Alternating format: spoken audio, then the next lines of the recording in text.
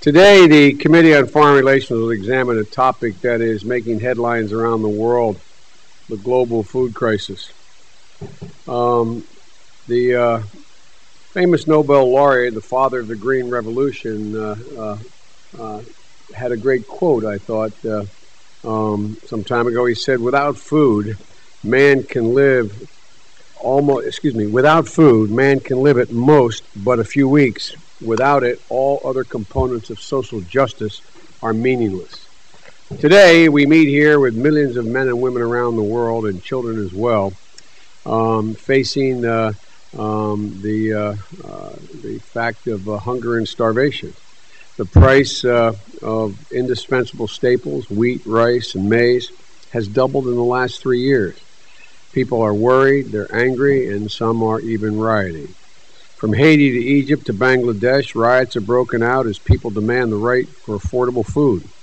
For millions of people, in the world who live on less than $1 a day, higher food prices are the difference between a full stomach and hunger. For many, it's the difference between life and death. The effects of the global food crisis are also felt here in the United States of America. At home, the price of eggs has jumped 35%. It was interesting, if I can be anecdotal for a minute. My mother is 91 years old and lives with me, and I take her shopping at the local supermarket.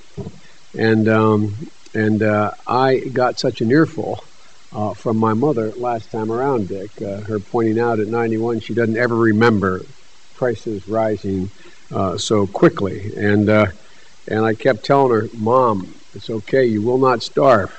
But all kidding aside, it's amazing the impact that food, even in the United States, is having on retired people, people of modest income, and without any help.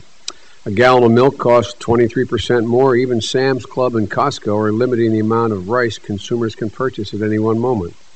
This crisis has caught policymakers unprepared. For 20 years, foreign assistance funding for agriculture development has been declining. This is not a criticism of the Bush administration. It was declining during the Clinton administration and the former Bush administration. Necessary investments, in my view, have not been made. Donor nations lack a coherent food security strategy, and our response has been, I think, somewhat belated and disjointed. The typhoon that devastated Burma, the earthquake that hit China, these natural disasters bring their own challenges. But the food crisis, which has been called the silent tsunami, didn't come without warning. Many of the factors have been obvious for years. This crisis is, to state what everybody and all our witnesses I'm sure agree, is unacceptable morally, and it's unsustainable politically and economically. Along with Senator Lugar, I recently convened a series of hearings on smart power to examine whether we have the right institutions and non-military instruments to deal with the new threats and challenges. The global food crisis is just such a new challenge. Our response exposes our weaknesses, but it also points the way to needed reforms. Experts, many of whom we have here today, cite many factors for today's high food prices. Few seem to be new. Without proper planning, foresight, and coordination, this crisis might have been managed with proper foresight. But we've not changed course, as the price of food has nearly doubled in the last 3 years. Only now, with widespread hunger and civil unrest, has the drumbeat of concern reached high enough pitch to awaken us to take action. As all of the world's religions tell us, we have a moral obligation to feed the hungry. We once had a vision to do that. It was called the Green Revolution. It transformed agricultural practices in countries from Mexico to India. It allowed food production to keep pace with population growth, and it saved a generation from famine and starvation. It was a model of what vision, planning, and resources can do. But since then, our global food policy has lacked vision, lacked planning, and I believe lacked resources. Without a concerted action from our government and the international community, I think we're in danger of erasing recent progress to eradicate hunger and poverty. The World Bank estimates that potentially 100 million new people could slip back into extreme poverty because of high food prices. Today, I'm asking and I'm inquiring of the witnesses for a new approach to food policy and the global food crisis. I believe it's imperative that we rededicate resources and attention in 4 areas, the details of which I'm anxious to have fleshed out for us by many of our witnesses. First, in my view, we need to reinvest in agricultural development. Some have called for a New Deal for global food policy. I support those calls. What the world needs is a second green revolution, and that means funding for innovation, research, and new techniques. Second, it seems to me, we need to make sure our institutions are organized effectively to address the food challenge. A report from the Government Accounting Office, to be released later this month, concludes that the U.S. and other donors have not made food security, that is, cutting hunger in half by 2015, a top priority. This report also shows that we lack an integrated strategy for dealing with agricultural development and food policy. Various U.S. agencies are pursuing isolated agricultural strategies that don't seem to share a common vision. Reform needs to happen quickly and immediately, the details of which, again, are important, and hopefully we'll discuss them as well. Third, we should ask the hard questions about existing food policy. Does our current biofuel policy, which I have supported, divert too much corn from food to fuel? Does it make sense? How much is it diverting? What are the consequences of it? I hear estimates everywhere from 3 to 30%.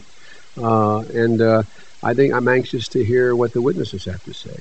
Should we provide more flexibility to our food aid program and allow USAID to locally purchase, as the administration has suggested, locally purchase food abroad to feed the hungry people instead of requiring them to buy American and all the transportation costs associated with transporting that food?